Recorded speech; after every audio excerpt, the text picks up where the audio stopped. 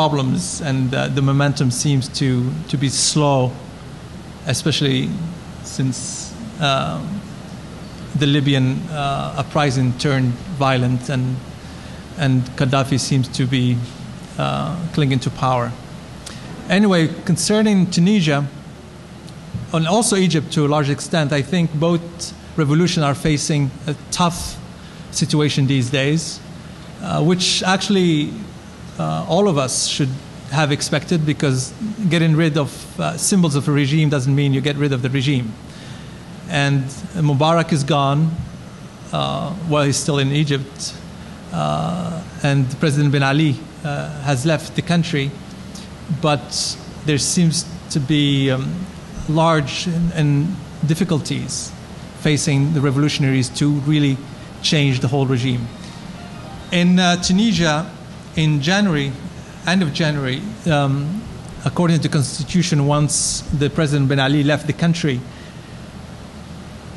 the Speaker of the House took over, the President of the Tunisian Parliament, and according to the constitution, they named a new Prime Minister to be in charge of the country, who was the former Prime Minister of under Ben Ali, Mr. Ghannouchi.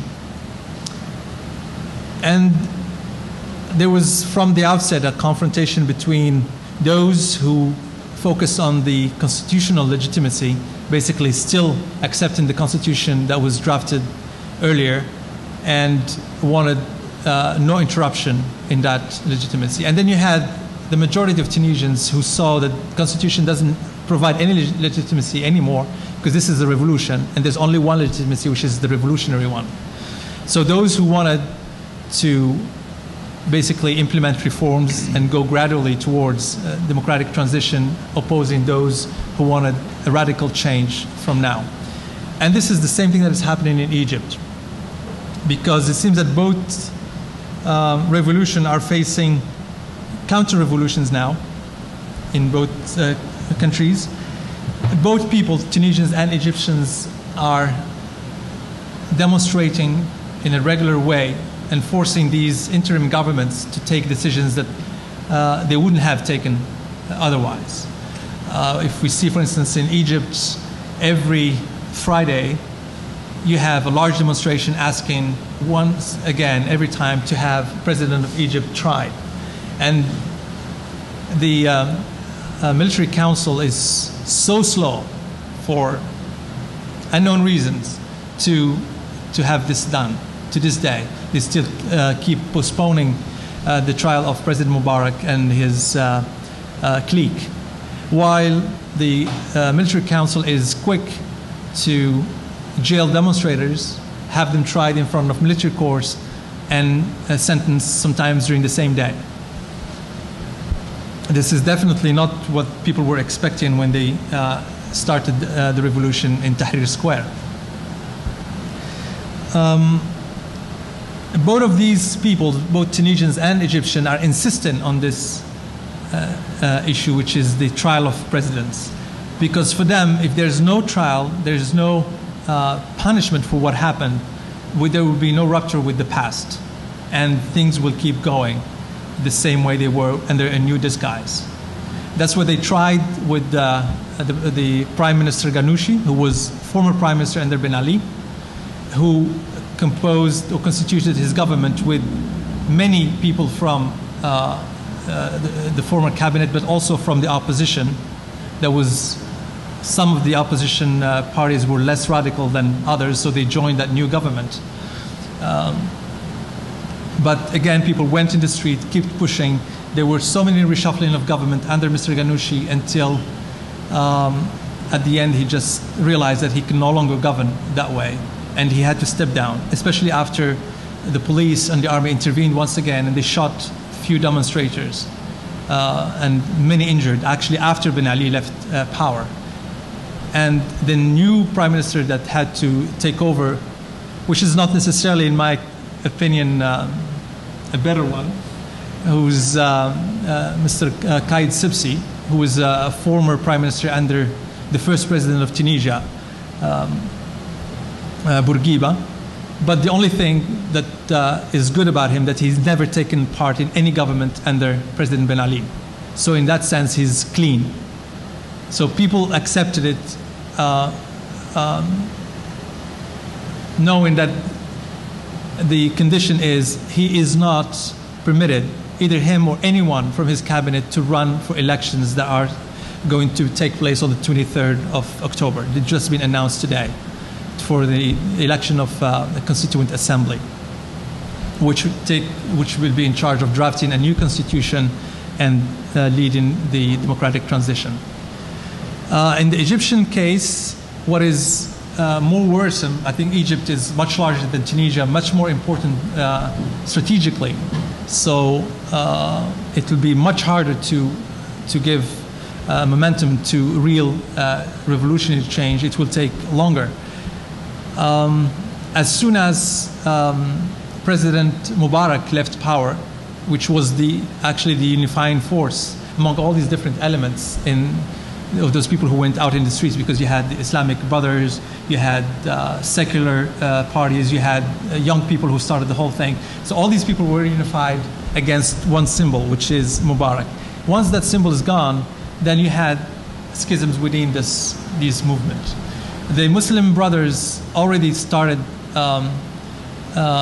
with announcing that they created a political party, which is the first time that they're allowed to create political parties, because now that the Mubarak left power, the new military council allowed political parties to allow the Muslim Brothers to create their own party.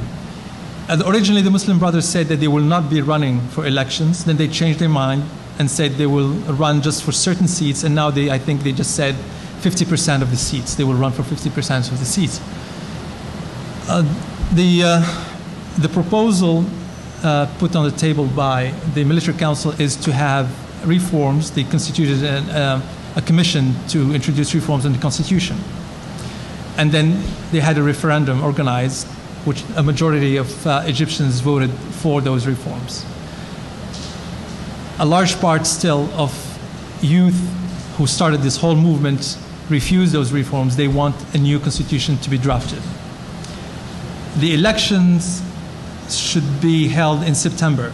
It's not yet sure, but that's the date that the military council suggested.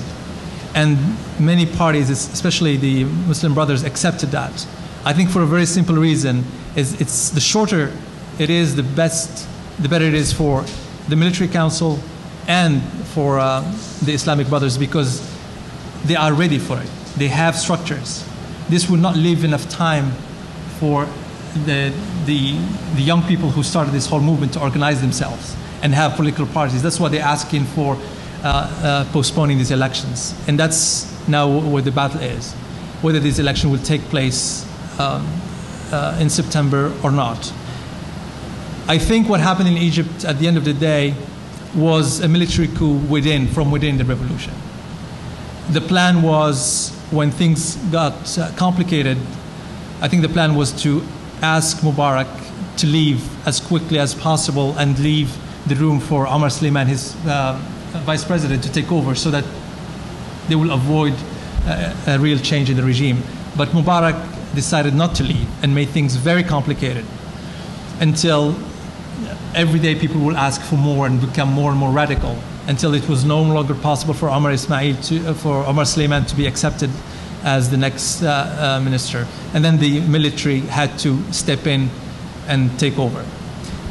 I know that a lot of Egyptians used to say in front of cameras that they trusted the military, that the military will side with the revolution, but I think most of them, at least those who were leading this movement, knew that the second battle will be with the military council, and that's exactly what's taking place. It's a counter-revolution taking place within the existing order, trying to make just some makeshift reforms and avoid the real change. Now, they're playing on time. If these things last, the longer it lasts, more chances that people will just get tired of these demonstrations, because people are suffering in their everyday life, economy is not doing well. So then after a certain point, people will not see an end to this and probably will the momentum will be lost, and things will go back to what they were before. This is exactly the thing that's happening in Tunisia and also it's happening in Egypt. The only decisions that were made in both countries were only made because people are still pushing, they're still pressuring, they're still going out in the streets and demonstrating.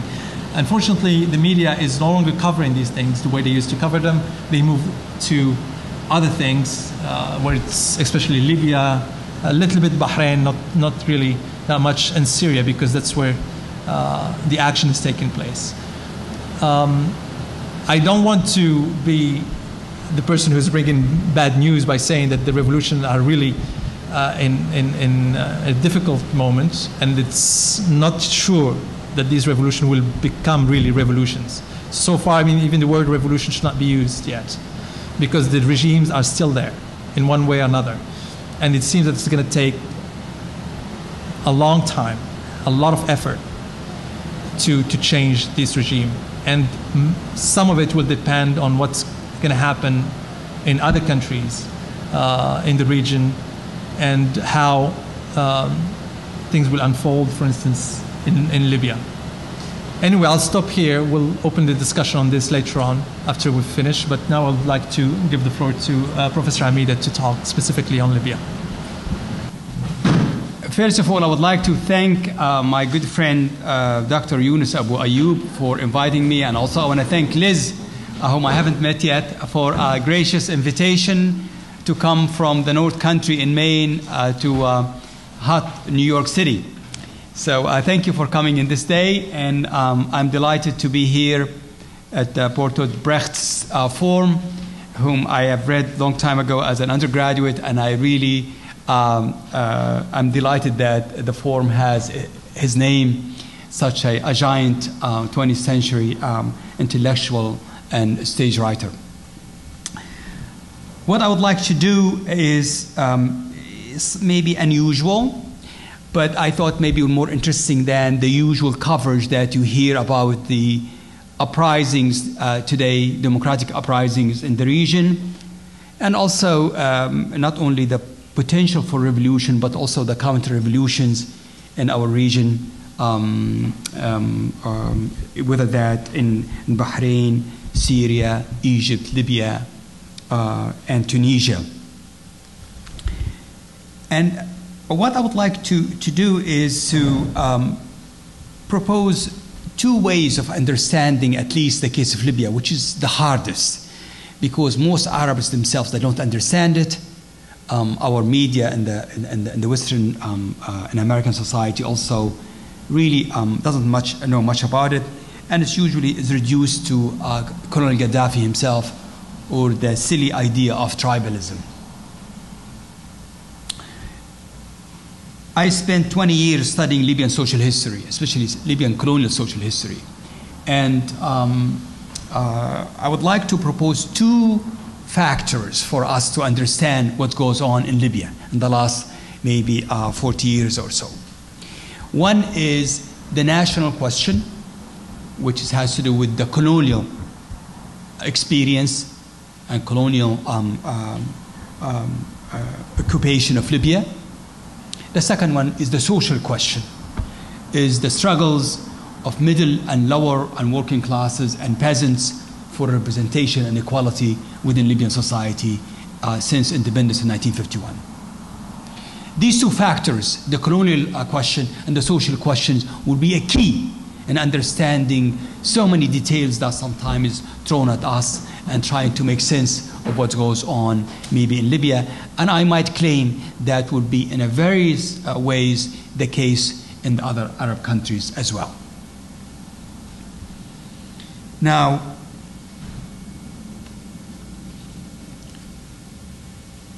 let me ask the audience, has any of you heard about colonial fascist concentration camps in Libya before? Very good. No. Yeah. And may I ask how you read about them? How you knew about them? Could you tell us? Italy. Yeah. Okay. This is very good. You are very, very aware audience here. I'm delighted. The first genocide after World War I occurred in Libya. Don't feel awkward about it, because even a lot of people don't know about it in the Arab world. That genocide occurred when the total population of eastern Libya, called Cyrenaica or Barqa in Arabic, were interned between 1928 and 1934. And after that long period of internment, we think that only 40,000 came alive. Now, if you check any work on fascism, probably that story will not be common. But let me share with you some of the photos that I found in the archives, where I spent 10 years trying to collect the data and the oral history among the survivors of that internment. And I want to see that as a key to understand what goes on today, or at least one dimension of what happened in Libya up to the current uprising or civil war, if you like, in Libya. Libya will be very crucial. The battle in Libya will be very, very crucial. Not to say that it's bigger than the others, but the battles now has all the factors and the actors and the contradictions of uprisings, of revolution and counter-revolution, and also the struggle over what happened after the regime is toppled, and who will be controlling Libya and Libyan society. So the original title I gave you, actually, it wasn't The Struggle Over Libya. I think it's called The Ghosts of Libya's Colonial Past, The Struggle Over Representation and Memory. That's my original title. So let's move on to the next. Is there somebody who could just next? Okay. In 2005, after 5 years of doing collecting oral history, basically what I have been doing is taking my camera and my tape recorder and going to locating people who are still alive, who were teenagers when they were interned in between 1928 and 1934 in Libya. And after people began to trust me, they began to open to me. And I did that after I was kicked out of the Italian state archives. They had a lame excuse to kick me out, because they said, you are Libyan origins, and Libyan government doesn't really allow us to do research in Libya. So we're not going to allow you to look at the camps files. And to this day, they refuse to open those files. And two of my Italian colleagues, the Marxist historian Angelo Del Bocca, told me, Ali, don't waste your time in Italy. Go to the survivors and try to collect as much history as possible. So I've been going there, and in the year 2005, I published my first work that's related to the genocide, called Forgotten Voices, Power and Agency in Colonial and Post-Colonial Libya, which based on my research among the survivors of that genocide. Next. Now, let's talk about how that story, or that genocide, that major genocide in Libya, has been fared in major Western scholarship. Mr. Berlusconi, when he was asked, he said, Mussolini's fascist dictatorship was much more benign than Saddam Hussein. And the idea here that there is a nasty fascism, that's a Nazi German state, and there is a benign, moderate, one which is not harmful, but just dictatorship. The great Hannah Arendt also echoed, unfortunately, the same thing. We must, above all, create a large and Mussolini's fascism up to 1938 was not totalitarian, but just an ordinary nationalist dictatorship developed logically from multi-party system. And I'm going to have to defend the great Hannah Arendt, because I love her, and she didn't know about much of that case. And she talked about the Congo, of some of you who know about her work in the Congo, and how the genocide in the Congo, which was horrific, was really the basis for the Nazi German genocidal policy in Europe. The general who was the governor, the colonial governor of Libya, sent a letter to Graziani, the butcher of Cyrenaica. He said that we must do everything possible to create a well-defined gap, and he said if it meant that exterminated the population in Cyrenaica, be it. That's really progress. It was very, very. And then one of the survivors of the internment said, every day we counted about 50 dead bodies who were taken from the concentration camps for burial. They were either hanged or shot by the guards or died because of hunger and diseases. Next. Now, the question that will guide us, so will not be open-ended in the way of thinking about this, I always like to have specific questions, is what does the dominant image of Italian fascism as a benign form persist? Why it persists in the public media and scholarly studies when compared with the Nazi Germany's models of fascism? What are some of the moral and scholarly flaws of this myth of Italian fascism? And how does recovered evidence of Libyan genocide between 1929 and 1933 undermine common misconceptions concerning the nature of Italy's brand of fascism? Next. Now, this is the map of Africa. This is where we could look clearly at, of course, Africa after the colonization that was partitioned to all these 54 states, and Libya, of course, at the heart of Africa in the north, and also one of the deepest countries that has roots in sub-Saharan Saharan Africa. Next, please. And this is modern Libya, the eastern region called Cyrenaica or Barqa, the western called Britannia, and the region of the south called Fezzan. And I was born in that small town there called Wadan in central Libya. I ask my students at the University of New England, when I give them maps, to be aware that if they forget about Wadan, then they're going to flunk the whole quiz. So they make sure that they remember that. It's a big country, maybe the third largest country in Africa after the partition of Sudan.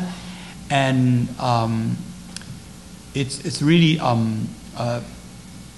as big as Alaska, just to give you an American analogy here. It's a huge country and has the last virgin Mediterranean coast. It has rich regional cultures, despite the fact that it has only 6.5 million people today. Next, please.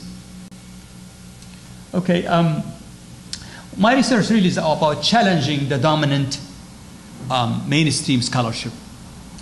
And I try to challenge that Eurocentric point of view that doesn't take the indigenous people, the colonized people, the ordinary people, the working people point of view of history, and try to make sure that we look at the evidence that gives us a counter view of history and not the history of the victors and the dominant one. And also I argued that in my book that I mentioned to you, that it's no longer possible to write the history of one country in isolation. If you want to study the history of Africa, you have to understand how Africa impacted Europe as Europe impacted Africa. And in that matter, the whole idea of for us in the United States, that we can study American history in isolation is a silly idea, because we have to look at how, for example, the African, the European, the other continent impacted American society as American society impacted other societies. It's no longer possible in the 21st century to assume that kind of society are islands in isolation. That's a myth. And the more we are aware of it, the more we can confront it. Next, please. Now, scholarships that I identified, literature on genocide and in this colonial question onto 3 schools. There is the colonial scholarship. There is the Eurocentric scholarship that sees everything through the lenses of Europe, and what happens there is really matters, and everybody traditional and try to catch up. It's also, the national scholarship also reflects often elitism, not just the ordinary people, but also the elite, how the elite sees itself. and claims to be representing everybody in society. And the challenge is to confront the racism of colonialism and the elitism of nationalism at the same time. Next.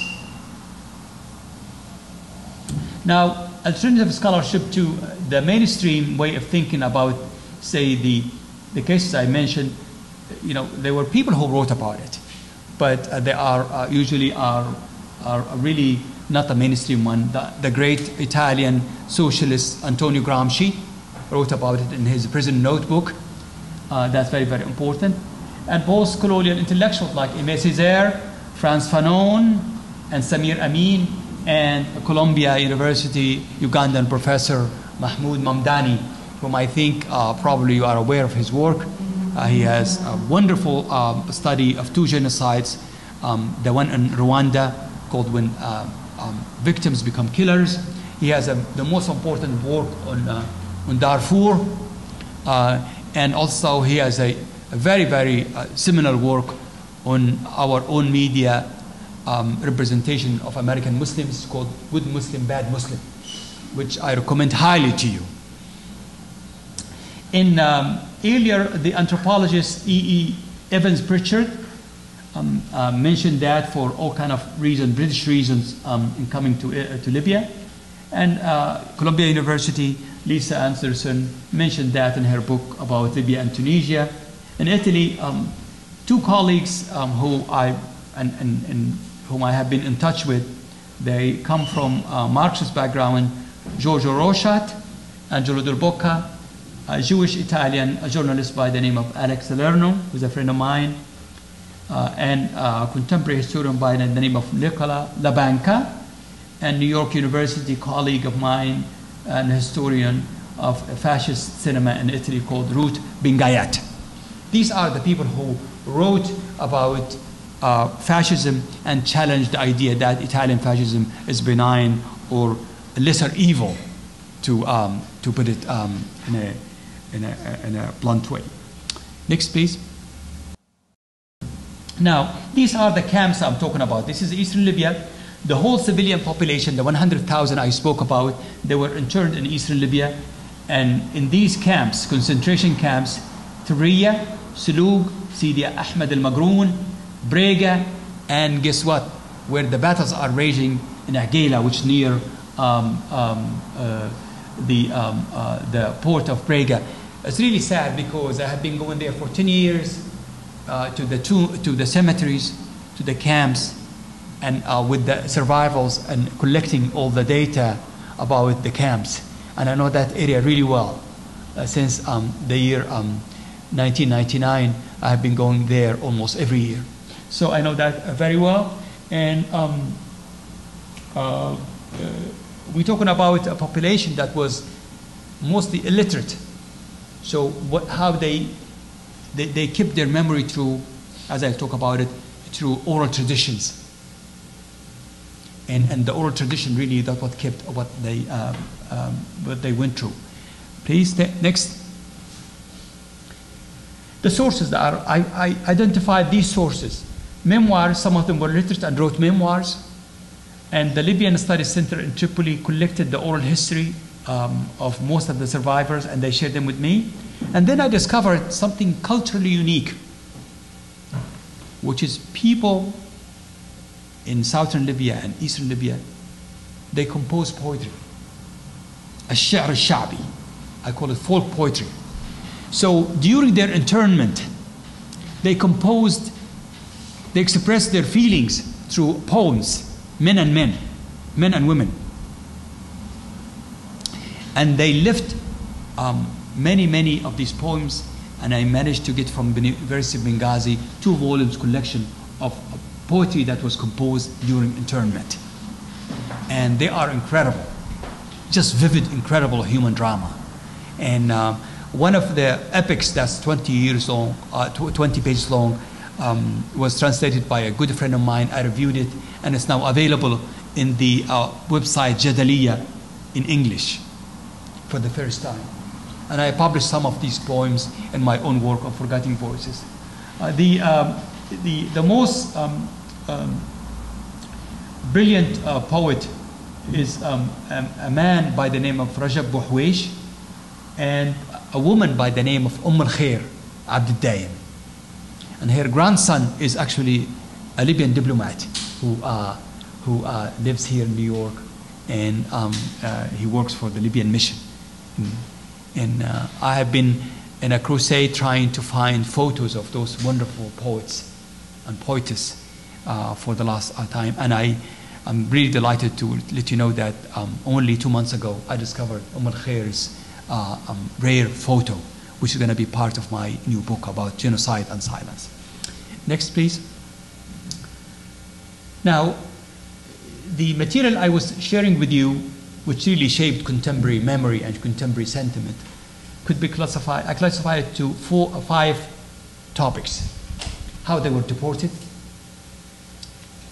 their daily life in the camps, food. I asked them what kind of food they serve you and what kind of clothes they gave you. They didn't give them, they gave them only one shirt and loose traditional pants once every year.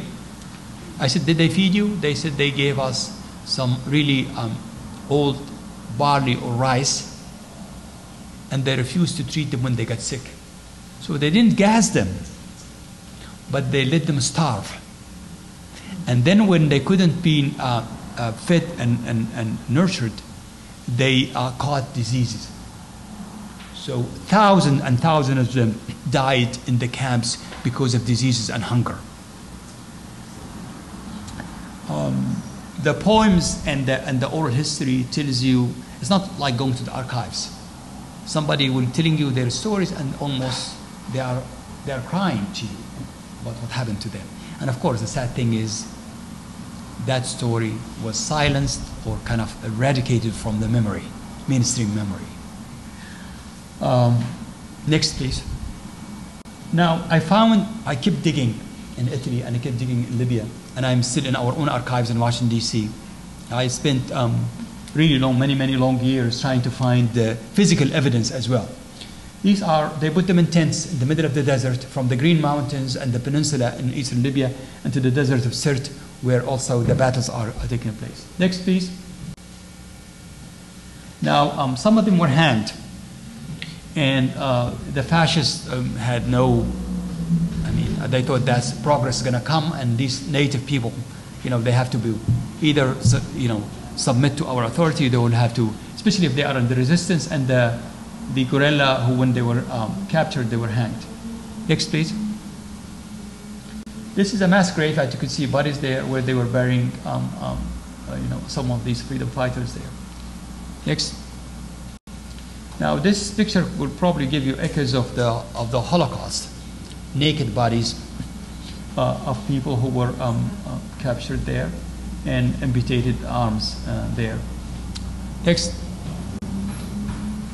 Now, these are some of the elderly that I met in my visits in 2007, and they were in Agela, which is the most terrible camp because all the families of the resistant fighters were gathered and put in this one, and it was, the cemetery was miles and miles and miles long, that's really the thing that impacted me more than anything else. And they were teenagers, and now they are elderly men, and many of them are dying, of course. I think in 5 years we might not find any of them because they are dying.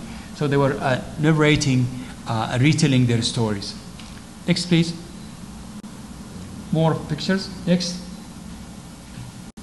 This is me with a silly hat in eastern Libya, talking to one of the elders and collecting his own stories there in Suluk. Next. This is a wonderful grandmother. Her father was from Chad, and he was one of the leaders of the guerrilla, anti-colonial resistance. And she lived in my hometown where I grew up, and I didn't know that. And then my brothers and my cousin told me about her.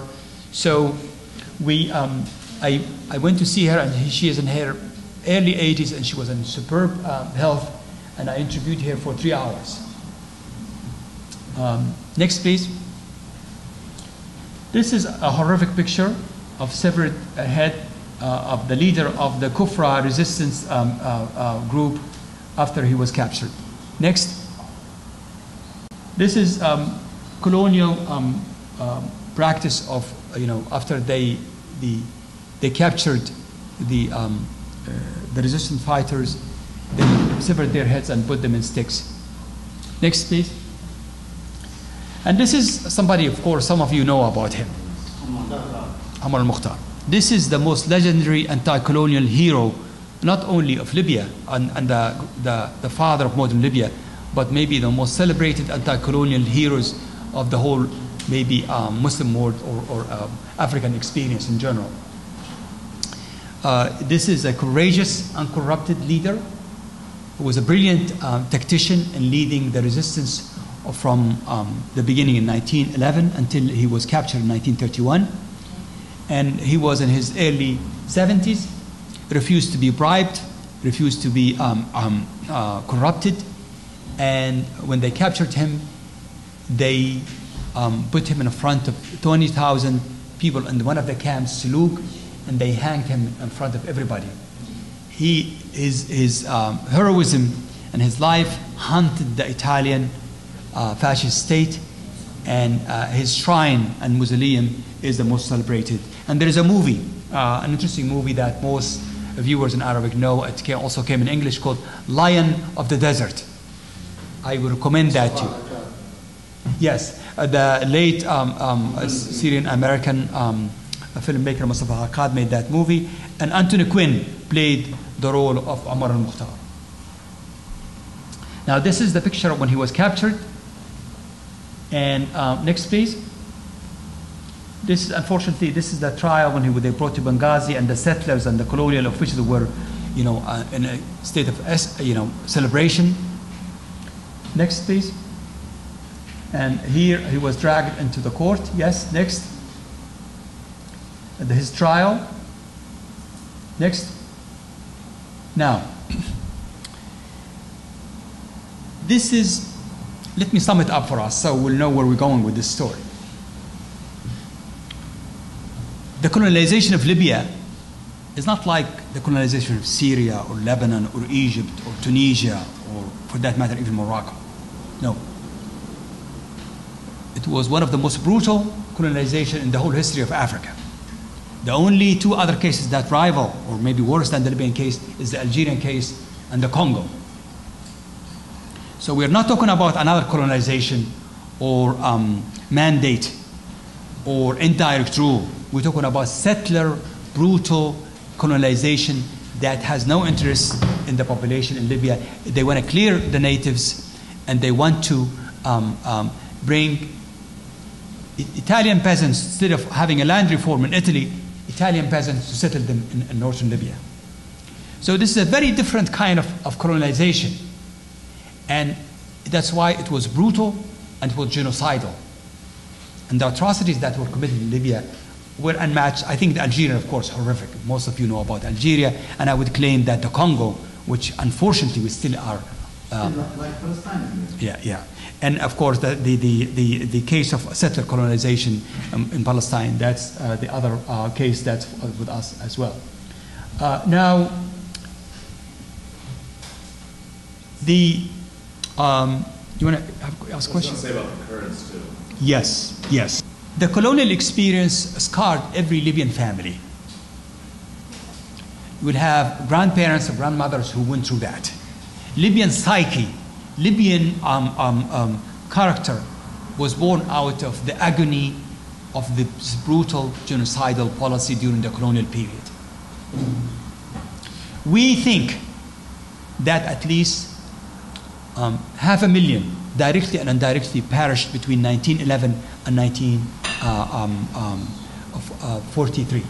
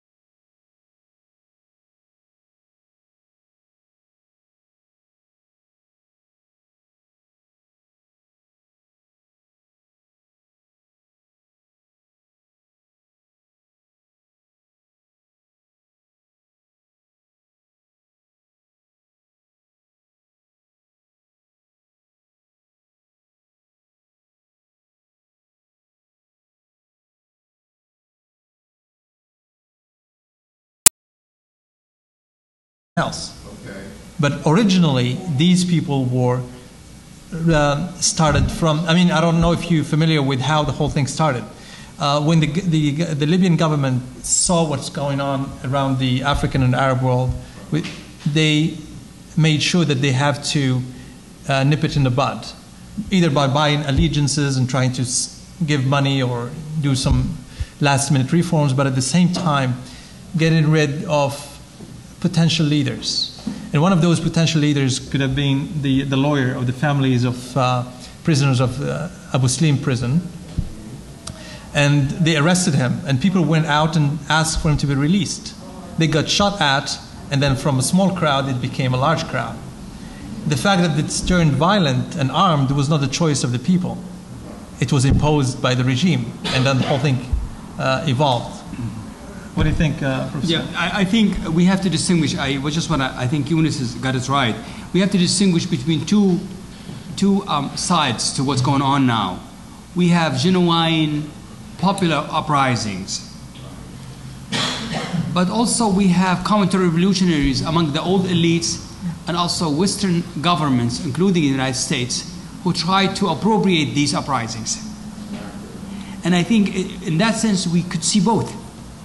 It's a battle, and I think for us as citizens, we have a role to play, because the more we are knowledgeable, the more we are aware, and not to dismiss these uprisings or be naive about the role of Western governments and Saudi government. Let's not get to the details there. Yeah. We do have both. We don't have revolutions. I think we have uprisings. Let's be precise, because they are not really successful yet. And we know from 19th century, what Marx wrote about the middle of the century uprisings. Many of them turned to be 1848. That it was appropriated. And he wrote about the 18th premiere of Louis Napoleon, and what happened in the Civil War in France and other places. So I think what we see now is a battle over the future, and it's heroic. It's exciting and it's promising, yes, but we know also it could be appropriated and it could be taken to a different level. And where agendas, either regional agenda or French agenda or our own, the government of the United States or in England, will appropriate these uprisings and turn them into something very, very much in the mold that they want them to be. So I think if we see both, and we see this is really a contradiction that's going on there, we'll be able to understand it and not to dismiss it in one way or the other. Please.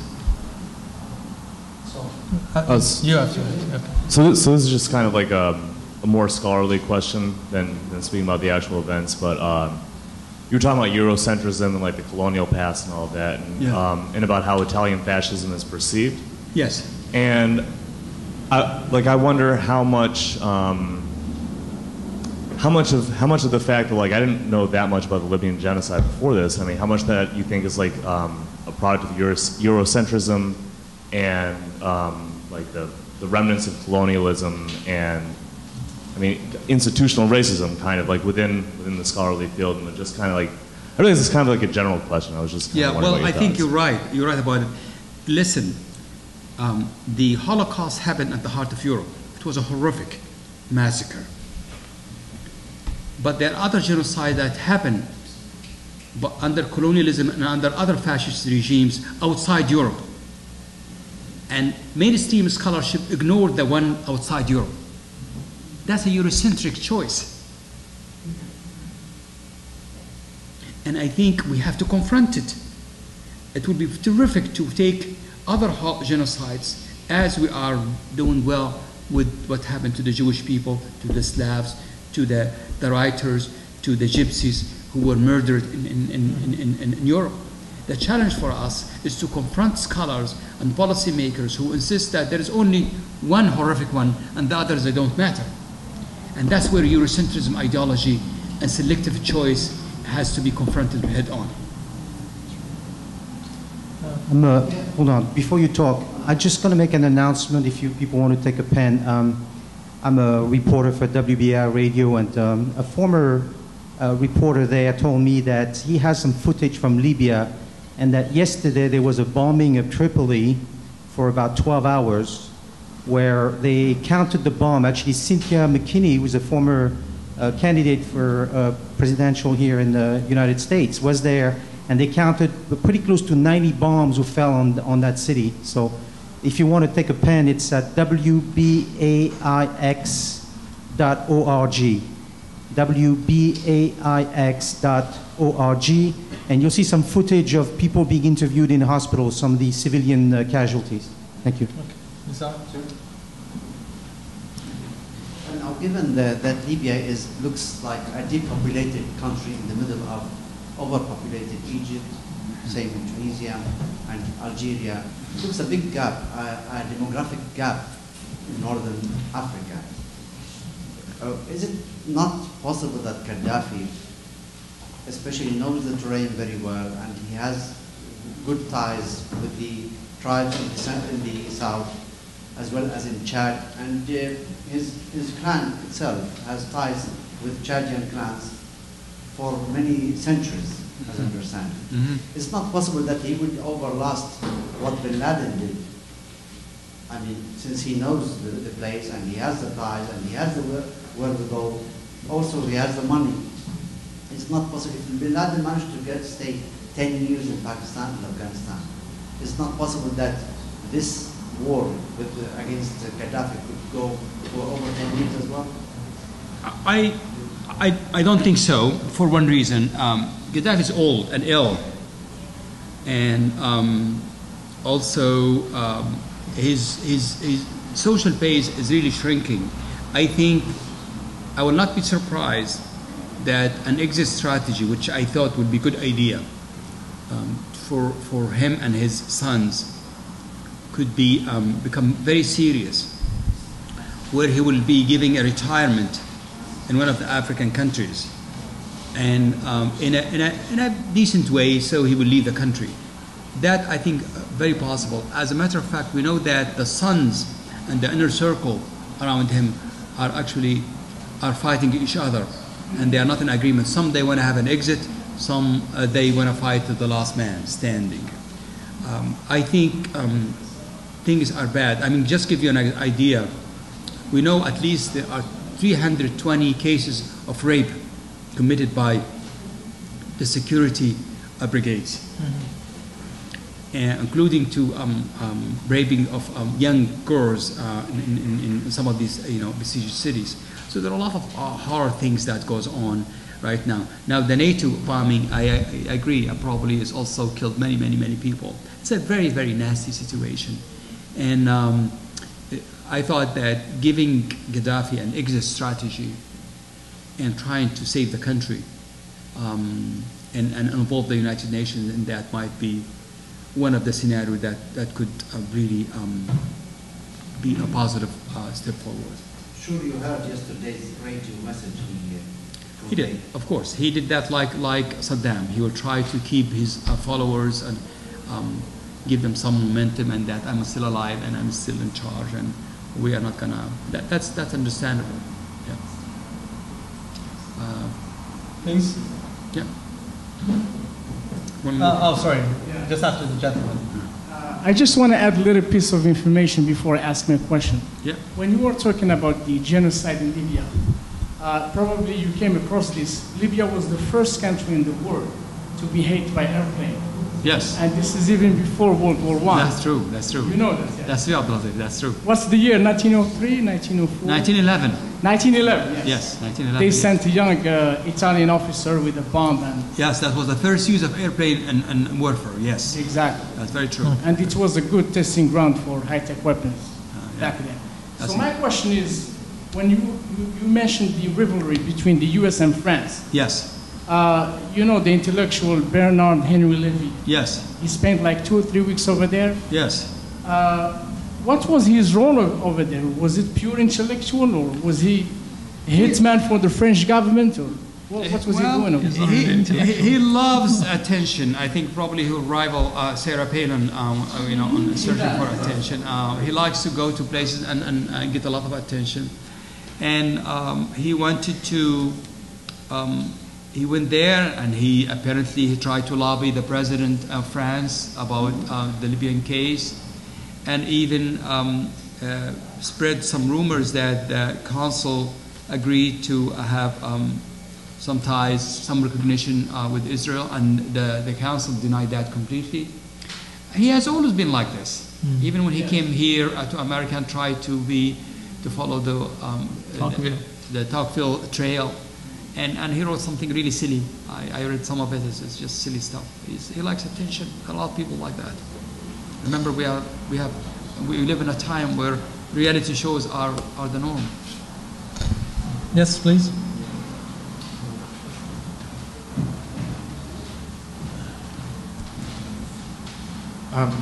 It's not a civil war or an uprising in Libya. It's an imperialist, genocidal war of aggression against Libya.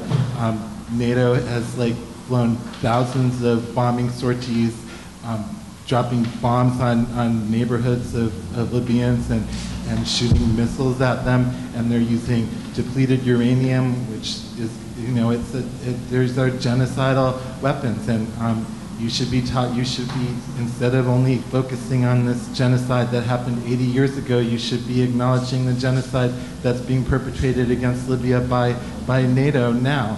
And, if Gaddafi is going to fall, it's because of this NATO war of aggression and NATO arming these phony rebels.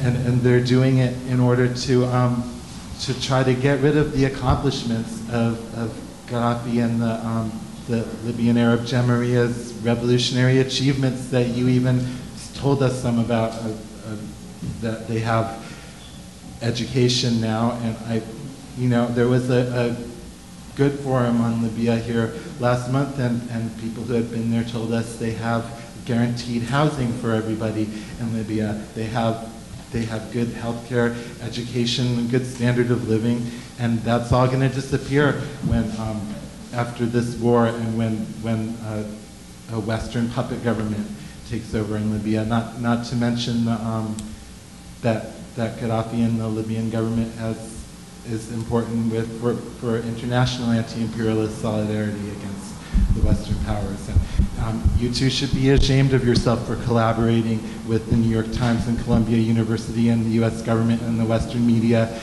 against Arabs and Libyans and Arabs in general. Thank you. Any other question? Why don't you answer? Answer what?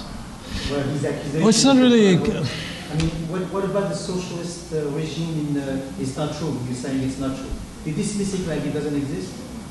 What's that?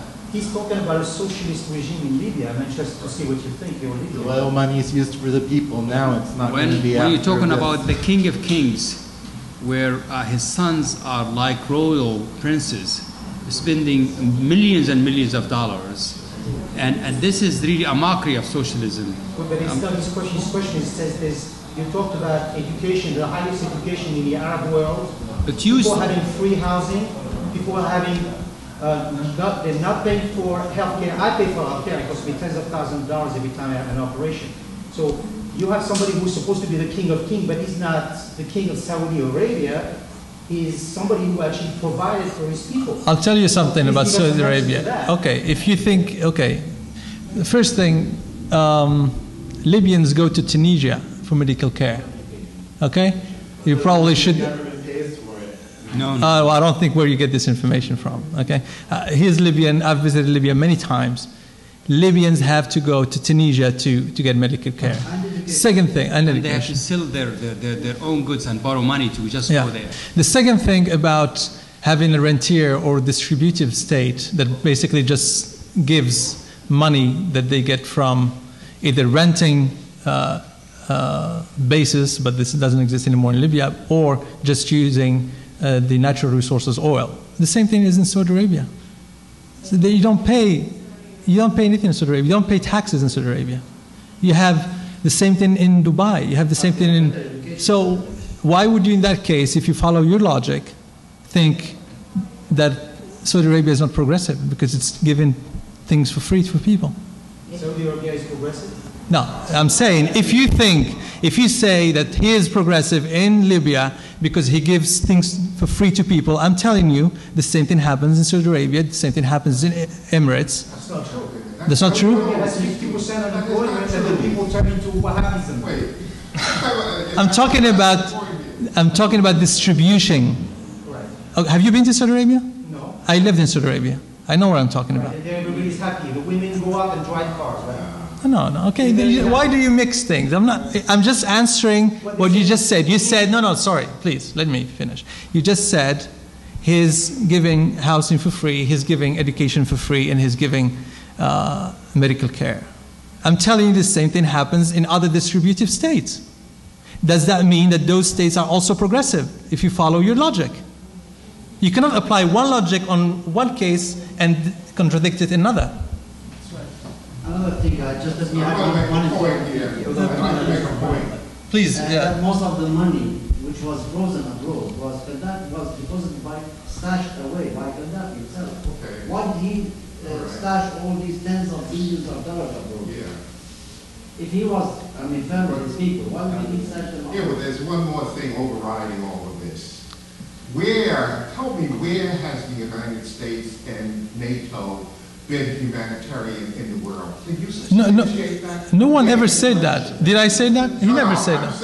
I'm saying it. Where? Because they are now trying to get influence. They're bombing Yeah. But I think. Nothing humanitarian. But I think we were very clear, both of us, when we said that other powers are trying to take over these.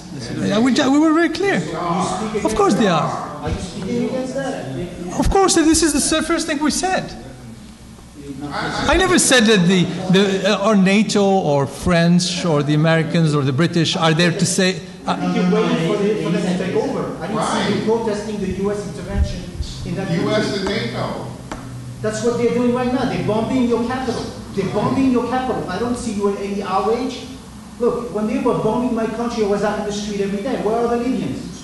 How many Libyans are here in the U.S.? Do you know? I don't know. They are other Libyans. There's people. Okay. Yeah, please go ahead. What's his mindset? Thank you guys. Can you give him the microphone if there is? Thank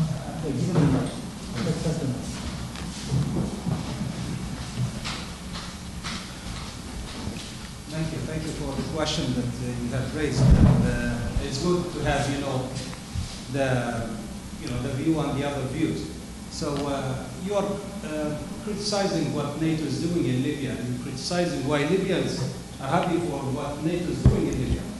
NATO, before the NATO started. Please let him finish, please. Please, let's not interrupt each other. The NATO started striking in Libya 1 month after the uprising in Libya. While the people of Libyans were struggling, against the regime, who's bombing them by his heavy forces, heavy machine guns, all over, The people went there just to demonstrate, just to say, release the people in jail, He's facing them with fires on the head. He was killing the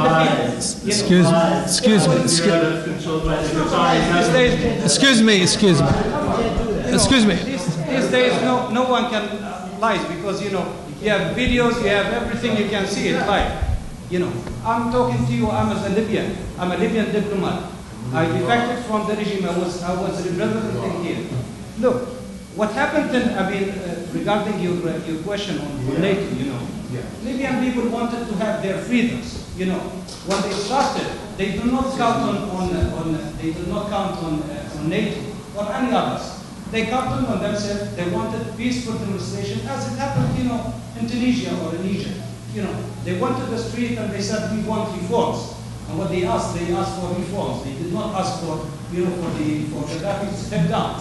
But Gaddafi was, so angry that, how come any Libyans could raise their voice against me? So he was killing people on the head, and he was telling his own people, as rats. That's what he said, And he was telling their people that, they are drunk, they are under drugs, and they are with a guy. That's what he was telling. We have been, 1 month 1 month, our people were killing, you know, thousands of thousands. You cannot believe that. I mean, during this month, more than 20,000 of Libyans were killed. Libyan, I mean, they became refugees in everywhere. Yes. When I tell you about Libyans, I consider myself to be a lucky Libyans, you know, to have a work in Libya, to have a job in Libya, you know. Many times I stopped the taxi, you know, and the taxi driver was a PhD student, or he had high qualified, you know. Gaddafi's sons paid 1 million for 45 minutes for Beyonce, where some Libyans there, they did not see $100, you know, bill, you know, all his money that, I mean, he could put, you know, Libya to become as a heaven in there. Back to your question on NATO, you know, everybody is disturbed by Gaddafi, as Libyans, as the international community, you know, everyone. So here comes, I mean, to be together. The international community did not want to have, you know, a guy like Gaddafi. Every time, today you are my friend, tomorrow you know, today you are my friend, tomorrow you are my enemy. Gaddafi had a good relation. He put all his money in Switzerland. When his son was there, and he had a problem, you know, and the Swiss government stopped him, you know, he kicked out all the Swiss companies, you know, just because of his son. But he did not see how many Libyans, young people, 19, 20 years old, you know, they are working in restaurants and they're washing cars, you know. But he did not care about them because he wanted them to be as them, you know. So what we ask from the international community, as Libyan people, that we do not have even small gun, you know, to face Gaddafi, that I mean to help us.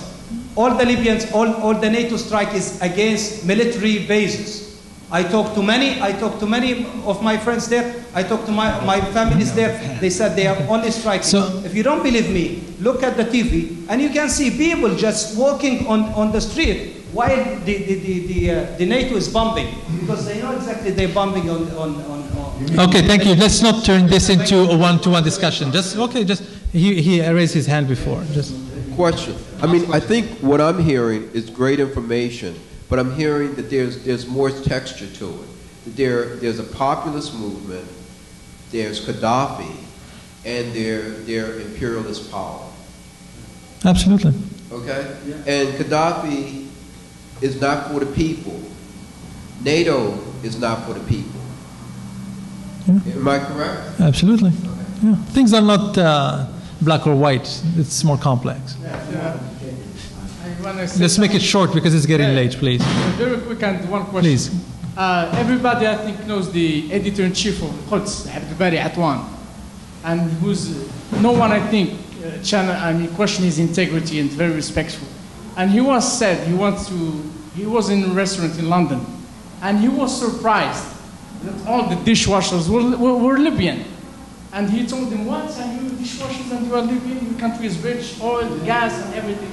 And that tells the story, goes with what he said. Okay. My question is to my countryman, Mr. Hassan.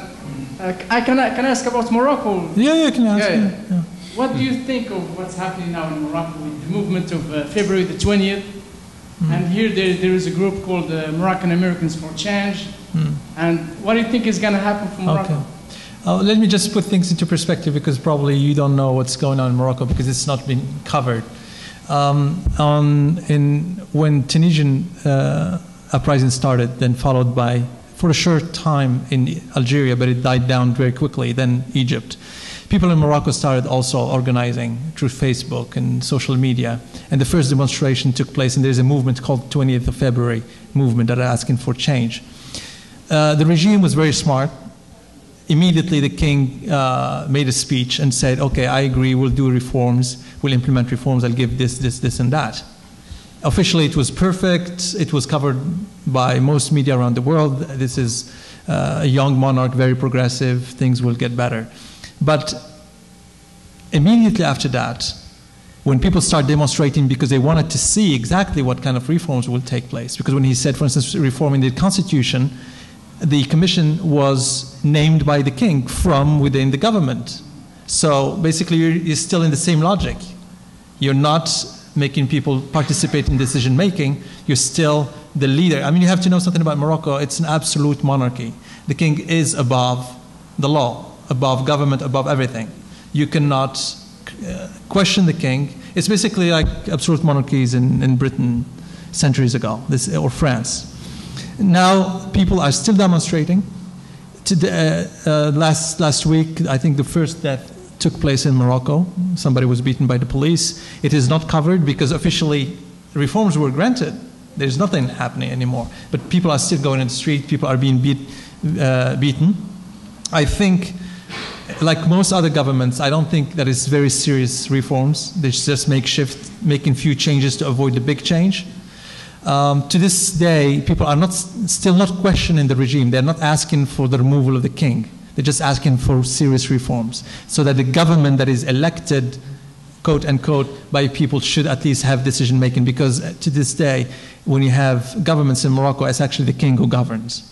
The prime minister is just there for the show. Ministers are just for the show.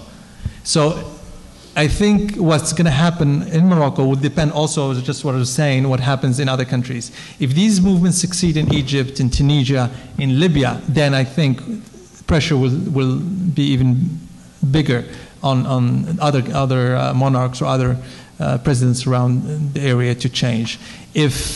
And unfortunately, I hope it's not going to be the case. If these movements die down and there's no real change, I think this will just embolden more these leaders to just stay the course.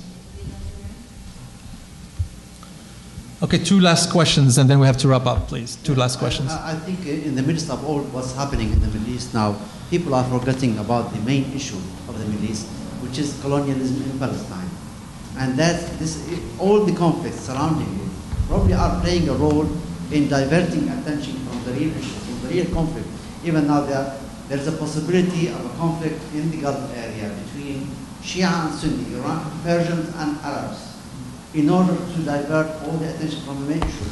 Everybody has forgotten about Jerusalem. Everybody has forgotten about the settlements, about Gaza.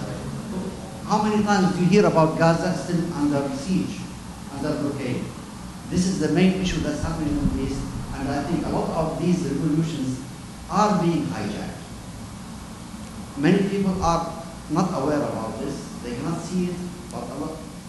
And here, I agree with you that NATO's have ulterior motives. Without question. Europe has, as the doctor has mentioned, they have ulterior motives, definitely. And they are colonial. They haven't forgotten their old habits. They will not change overnight. And they are in crisis, and Libya is a good prize for them. That's for sure. Yeah, of course. One last question, and then we have to go. But please. You never answered me. Where has the United States and NATO been truly humanitarian? Never. So I mean, to me, that's the overriding question, because they're only going to foment more and more killing once they remove Gaddafi. But they're not there to help Libya. Absolutely, but I trust. I trust the people who started all these movements, because nobody helped them in the beginning. They did it. They did it in Tunisia, they did it in Egypt, they did it in Syria, they did it everywhere. I trust those people. It's not finished, but I have trust in these people because nobody helped them. Okay, these people have been suffering, and I was one of them. I grew up in that region. We've suffered all these years. Nobody cared. Nobody. Life goes on. These people had to take, you should not forget that these people have agency too. We're not just puppets. No, I didn't say you were. No, people. No, I'm not criticizing Libyans. I'm just trying to express the fact that this is a thing where the West is trying to take over without losing any blood on their own. Yeah. Any last word? I think. Closing words, please. Go ahead.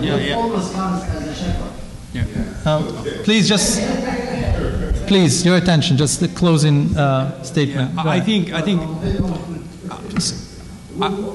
Excuse me. Yeah, I think you're absolutely right. I think that's where we are not just distant observers who really are suspicious about the motives and the records of all these governments.